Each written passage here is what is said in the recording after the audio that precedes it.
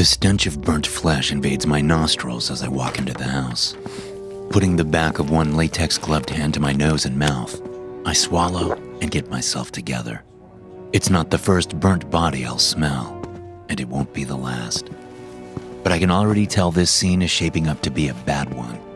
From outside, I saw that the back corner of the house is scorched from the fire that the firefighters put out before it consumed the entire house. Uniformed officers stand around, looking like they'd rather be anywhere else. Sergeant Reyes steps up as I approach the kitchen. Reyes, I say with a nod. where are the bodies? 2 in the kitchen and 1 in an upstairs bedroom, He says. It's the Morrison household. As far as we know, it's James Morrison, his wife Sasha, and their adult daughter, Melanie. It's not pretty. In fact, it's pretty f***ed up, Detective. I prop an eyebrow up. It's not often I hear Reyes use what I call cop language. He's a good Catholic man who says fudge and darn and shoot. Not today. I move past him and into the kitchen, watching where I step even though I'm wearing booties over my shoes. Stopping at the edge of the kitchen, I survey the scene. There's already a couple of crime scene techs inside, doing their thing. It's easy to see where the fire started. At the side of the scorched kitchen, near a wall, there's a fried and blackened body. I can't tell if it's a man or a woman's body because the fire damage is so great. There are charred wires that look as though they've been pulled from the electrical outlet there, and they lead to the body. Nearby, there's a second body lying on the kitchen floor in the fetal position. I can tell this one is a man because only half of his body has been burned to a crisp. This must be James Morrison. As I step closer, I notice something very strange. His body is wrapped around a simple metal toaster, as if he was trying to protect it from the fire, and it looks like he succeeded. The toaster appears undamaged. One thing's clear, this is going to have to be a joint effort between the police and arson investigators. As it is, it looks like someone tried to commit suicide by electricity and ended up taking another guy with them. But if the guy was alive and conscious enough to wrap himself around the toaster, why didn't he just run? Why didn't he call the police, instead of leaving it to the neighbor who noticed the smoke? I shake my head. Then I remember what Reyes told me. There are 3 bodies. Leaving the kitchen, I head upstairs and I am directed to a back bedroom by another crime scene tech. Stepping inside, I'm greeted by the strangest thing I've seen in my entire career. There are plastic bread bags strewn all over the room. They're on and around the bed, on the nightstands, and even on the dresser. Lying in the bed, surrounded by these bags, is a woman with a massively swollen stomach, Sasha Morrison. Her t-shirt has been pushed up by her stomach, and the stretch marks are unmistakable. I move up beside the bed and look at her face. She's middle-aged, with brown hair and hazel eyes, which are staring blankly at the ceiling. Her mouth is wide open, and there are 2 pieces of bread shoved in there. Her right hand is inside a half-full bread bag, lightly gripping 2 more slices. Reyes comes into the room, hands on his hips. He stands next to me and we both look at the woman. You ever seen that movie 7? I ask. That's exactly what I was thinking, Reyes says. only I don't remember anyone being burned to death in that movie. I say. Or any toasters. Reyes puts in. I nod. Then I say, You have anyone talk to the neighbors yet? Yeah. Go see Bear downstairs. I think he just came back. Which one is Bear? I ask. Real name's Bukowski. He's the one that looks like a bear. Right, of course. I head outside and find Bear, who is a large, hairy man with a kind face. He tells me that the neighbors knew something was up with the Morrisons. The Clarks, the ones who live next door, called 911. Bear tells me. Mrs. Clark says that the things only just recently got weird with the Morrisons. Says that she saw the mother of the house, Sasha, unloading a bunch of groceries from the car about a week ago. She came over to chat it up, like neighbors do. and she saw that all the bags were filled with bread. I mean, all of them. Mrs. Clark told me she'd never seen so much bread in her life. Bear looks up at the second floor of the house. He must have been inside to see what became of all the bread. Then he continues telling me what he heard from Mrs. Clark. Anyway, Mrs. Clark asks Mrs. Morrison what all the bread's for. And this is where it gets really weird. Mrs. Morrison says, "I'm going to toast it." Mrs. Clark goes, "All of it? What for?" And Mrs. Morrison says, "It's what I do." I let his story sink in for a minute before asking if Mrs. Clark knows what happened in the house. Did she go inside? No, Bear says. she has no idea what happened in there. She was just recounting that story because she found it so strange. She even told me she didn't think it would have anything to do with the house fire, but I urged her on anyway. You know how these things are.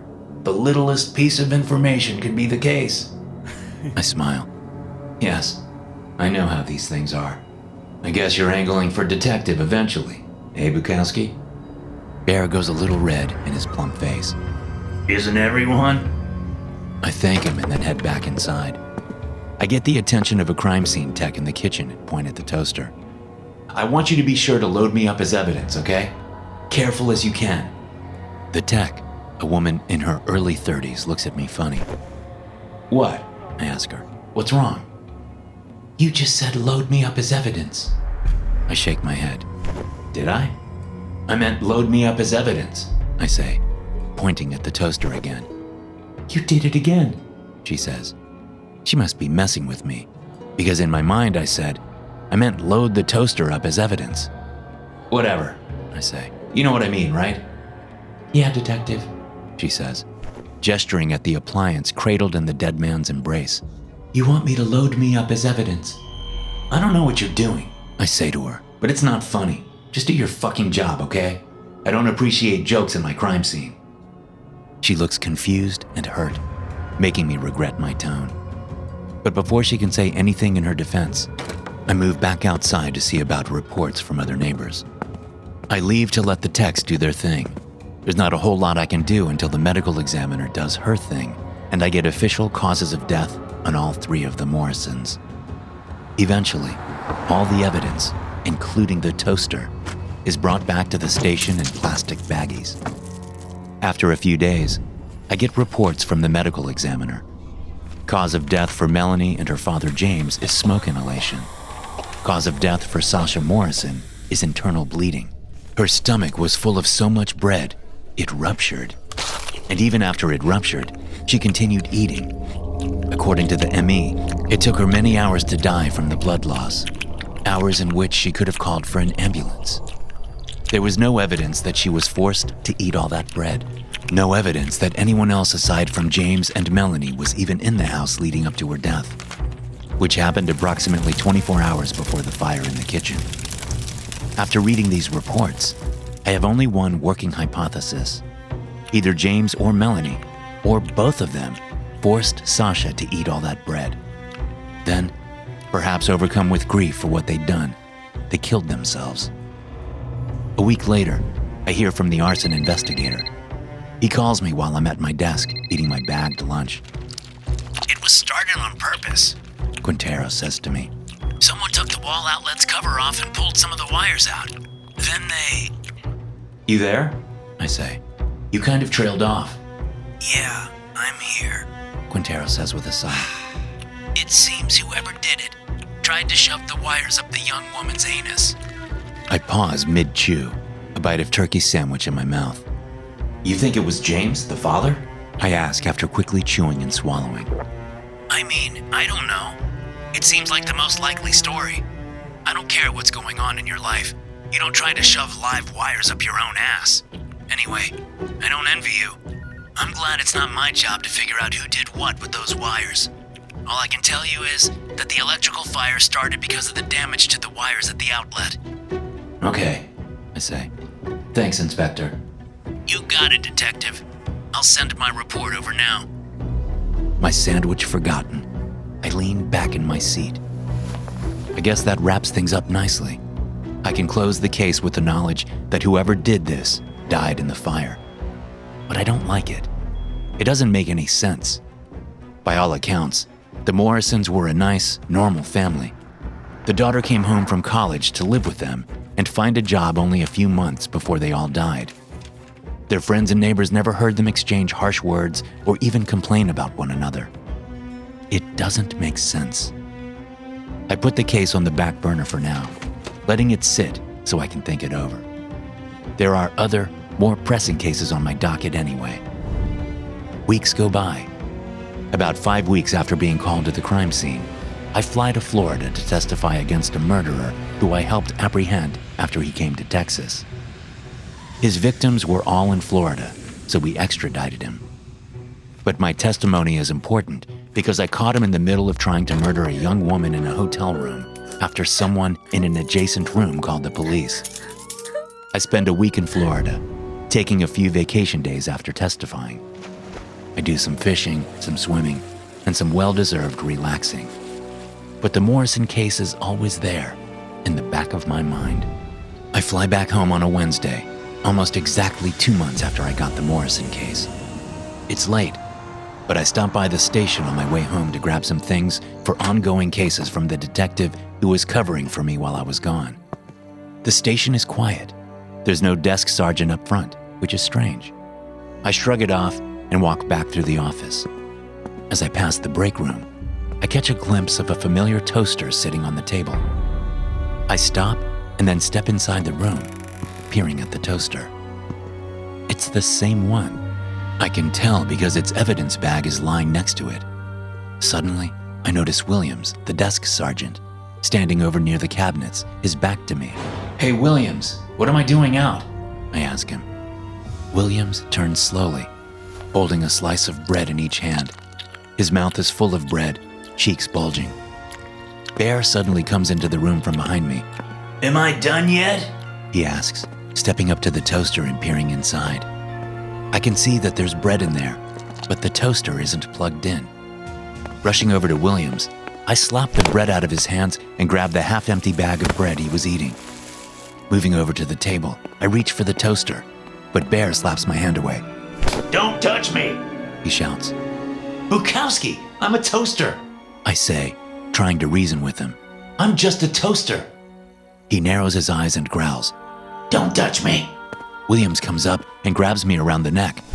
I drop the bag of bread and backpedal, shoving us both back and slamming Williams into the kitchen counter. I throw a couple of elbows to his side, forcing him to release me. I spin around and crack him in the face. He goes down hard. Then I turn to see Bear, still staring at the toaster. Rushing forward, I grab the toaster and turn to run, but Bear has long arms, and he yanks me off my feet by the back of my shirt. He kicks me in the ribs and yells, I told you not to touch me. Somehow, I'm still holding onto the toaster. As I'm trying to scramble up, Bear kicks me in the face. I feel my nose shatter and the world goes gray as I flop down onto my back. The toaster skitters across the floor. Bear goes over to grab it, and I force myself to get up on wobbly legs.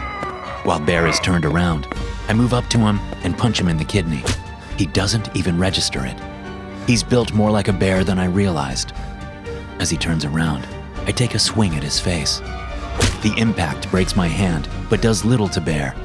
He grabs my head in one meaty paw and slams me down into the kitchen counter. My right arm crashes into the sink there, turning the cold water on. A thought occurs to me, something that just might work. I snatch a mug from the drying rack next to the sink, while Bear moves off with the toaster held in the crook of one arm. I fill the mug up with my left hand and lurch to my feet, waiting for a moment to see if I'll pass out. When I'm still conscious after a moment, I move after Bear, who's now in the hallway. As I step out, I call, Hey, toaster.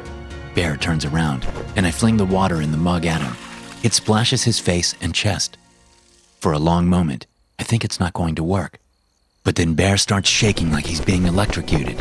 He drops the toaster while he falls stiffly to the floor, still shaking. Tossing the mug aside, I grab the toaster and run on wobbly legs out of the station into my car. I drive the toaster to a cliff overlooking a nearby lake and shove a bunch of rocks into its 2 bread slots.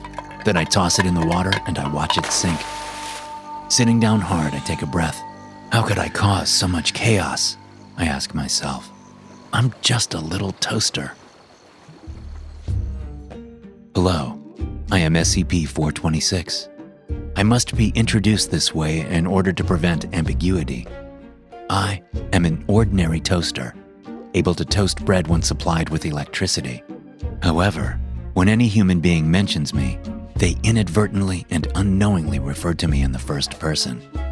Despite all attempts, there is yet to be a way to speak or write about me in the third person. When in my continuous presence for over 2 months, individuals begin to identify themselves as a toaster.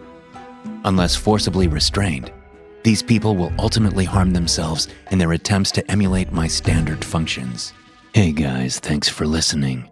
Be sure to subscribe to the podcast for more SCP stories like this one. You can also check out some more episodes from the SCP Experience podcast here. I'll see you in the next one.